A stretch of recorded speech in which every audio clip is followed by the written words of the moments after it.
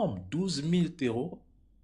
Et la majorité, l'écrasante majorité de ces combattants ne sont pas des Maliens. Ce sont des combattants du Sahraoui, du Front Polisario, les supplétifs de l'armée algérienne et également les branches, la branche du JNIM qui est sur le territoire burkinabé. On les a fait venir. Donc, et quelques soldats de la Mauritanie. Donc, ce sont eux qui ont formé cette coalition de plus de 12 000 éléments pour mettre à terre les institutions de la République du Mali.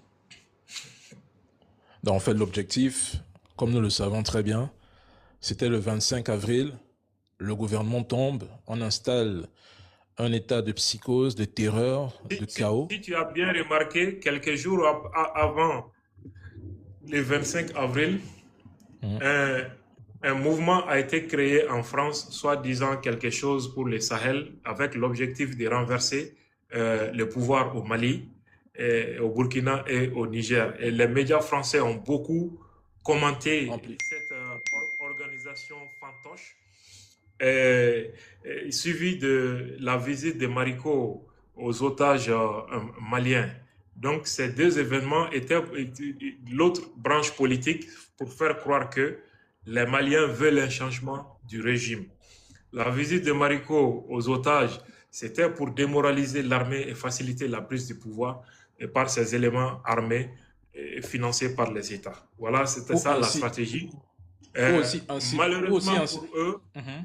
et heureusement pour nous.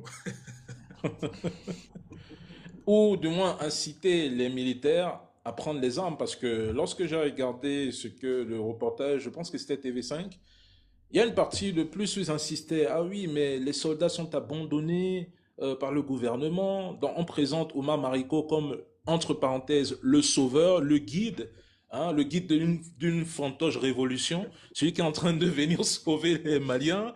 On le met en grand écran, on amplifie le message, le scénario. C'était une opération pathétique de blanchiment d'un homme politique en ménopause.